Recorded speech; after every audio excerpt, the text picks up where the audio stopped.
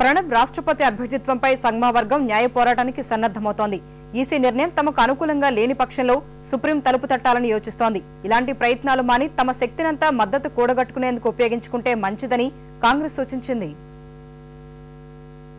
రాష్ట్రపతి ఎన్నికల్లో యూపీఏ తరపున బరిలోకి దిగిన ప్రణబ్ ముఖర్జీ అభ్యర్థిత్వంపై అభ్యంతరాలు వ్యక్తం చేస్తున్న సంగ్మా వర్గం ఈ విషయంలో వెనకడుగు వేసే ప్రసక్తే లేదని తేల్చి చెప్పింది.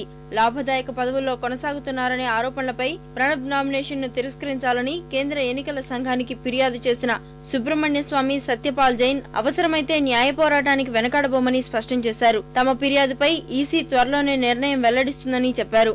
ఒకవేళ నిర్ణయం తమకు అనుకూలంగా లేకుంటే చట్ట ప్రకారం ముందుకెళ్తామని స్పష్టం చేశారు. భారత గణాంక సంస్థ ఐఎస్ఐకి రాజీనామా లేఖలో సంతకాల గందరగోళంపై ప్రణబ్ కూడా దర్యాప్తునకు సిద్ధం కావాలని, లేదంటే రేసు నుంచి తప్పుకోవాలని సుబ్రహ్మణ్య స్వామి డిమాండ్ చేశారు. మరోవైపు ప్రణబ్ నామినేషన్ పరిశీలన విషయంలో రాజ్యాంగ ప్రకారమే నిర్ణయం తీసుకుంటామని ప్రధాన ఎన్నికల కమిషనర్ విఎస్ సంపత్ స్పష్టం చేశారు.